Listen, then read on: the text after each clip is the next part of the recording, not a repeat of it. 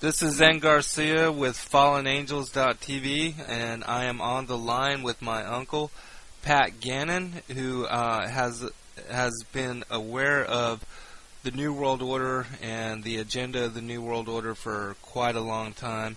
I didn't learn myself until 2004, and Pat, tell us when it was that you became aware of the New World Order and that whole agenda. Well, I think growing up in a more of a religious, I have a religious background, Christianity, and some of what's taught in the Christian church, much of what's taught in the Christian church is deception that occurs while we're living on the earth, and that we're supposed that we should be aware of it. And I think some of this deception has manifested itself in this New World Order concept. What was the one thing, though, that really brought you to awareness? Like, what made you learn about 9/11 being a false flag terrorist event and the Oklahoma City bombing? What was the first thing that triggered you to the whole awareness of the existence of this globalist elitist agenda? Well, Pete, I think what it's been more or less has been a evolution of thought and learning, and also being willing to listen to some alternative media sources and not believe this idea that there's an accidental concept of history, that much of what happens is planned and either planned or allowed to happen for intended purposes, whether it be politically, religiously, or socially. Strategically implemented. That's what I say. Nothing is by chance. Matter of fact, I just released an interview just yesterday, and it was a market update, and in that I was talking about how this whole market collapse has been engineered, and the subprime, with the hyperinflation, with everything, it's all been strategically engineered to bring in this collapse, because they're going to bring us global government, they're going to bring us in this new world currency. And so I was telling my listeners and readers about those things. Can you comment on that? Well, yeah, and what you have to do is you have to go back, and I'm sure a lot of the people that you speak with and speak to are probably aware of how there was a battle in this country for a central bank. Right.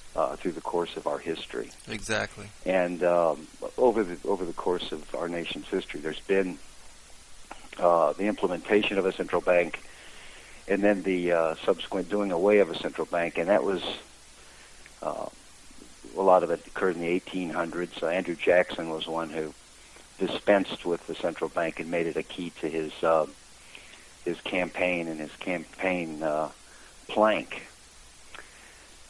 He was there was several assassination attempts upon him, and well, as time went on, eventually those that pushed for this type of banking system, one that was for the purpose of a fiat currency, not particularly backed by anything, did have their way in the 20th century.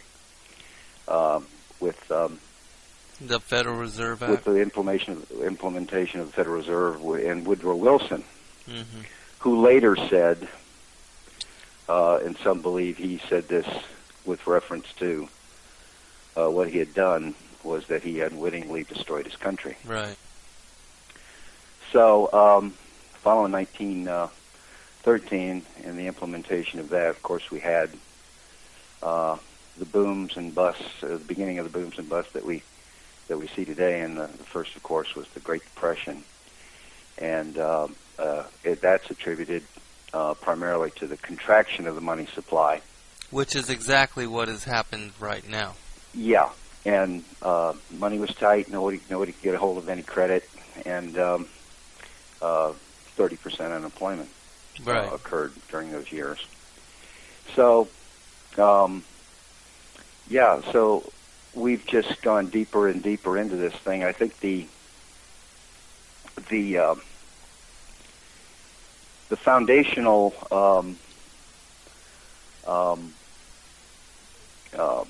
things that the founders put in really have hampered constitutional principles. The Constitution, of course, itself have protected us, protected us, and probably delayed the ultimate destruction of our country. Right. But just the same, over time, it's been a gradual chipping away at those foundational principles, and that leads us to a lot of the crisis we face today. Mm-hmm. And where we are now. Yeah. So do you see this as a repeat of what happened in the early 30s with the Great Depression? Because I really feel that they're pretty much playing the same book, and it's they brought out all the easy credit and gave everybody all the easy free money, and then they contracted the whole money supply, and now nobody can get anything to pay off their bills. Well, that's true. Well, what happens when these things occur, crises, if you will, it's the perfect time for those that want to manipulate things to expeditiously introduce things that traditionally would be very hard to do. Right. So, example with the Roosevelt administration, of course, Hoover was to blame for probably extending the Great Depression of 29 and on. The implementation of a lot of unconstitutional domestic policies that have also added to the problems that we face today, and this enormous debt load that we face. So I think what we see today is just a manifestation of all of these problems, and even the inability of those that are involved in these problematic systems, say the Federal Reserve, their inability to even control it themselves. Right.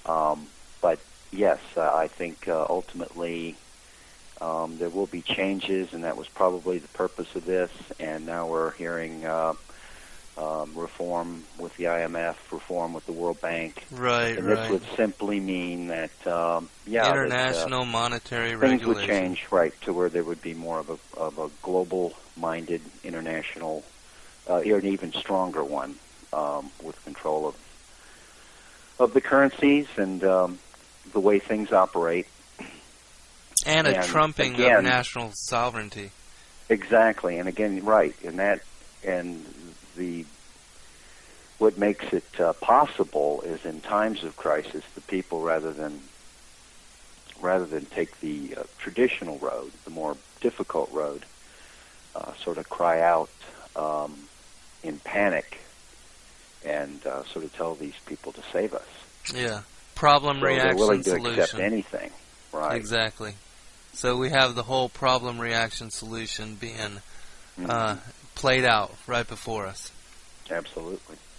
Now, Pat, you know, I've been warning people to get out of the market for a long time now, and you and I specifically have been on the phone, at least a couple times a week, talking about what's going on in the markets now, and how, pretty much I said that, October 5th or October 6th, I felt then that the markets were going to go down to 7,500, and we just hit that this week. Mm-hmm. And I've been I've been shorting a few here and there to play the downward trend, but I sold out of all my shorts this past Friday.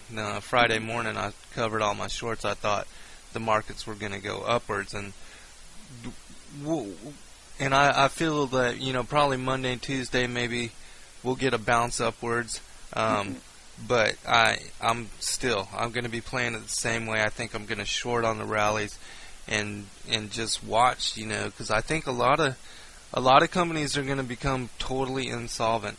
We have all this money going into stocks like Citigroup trying to prop them up, and the market knows that a lot of companies are going to fail and are going to go to zero.